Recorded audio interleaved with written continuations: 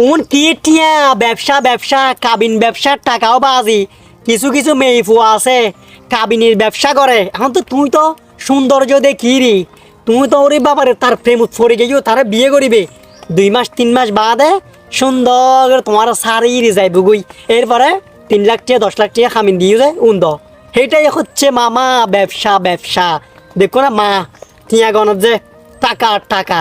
মেয়ে ফুয়ালে কিরি ভালোবাসেছে টাকাকে ভালোবাসেছে তোমাকে ভালো নবাসে আবার বেগুন কি খারাপ না বেগুন তো খারাপ ন এটা না হচ্ছে যেমন খারাপ ন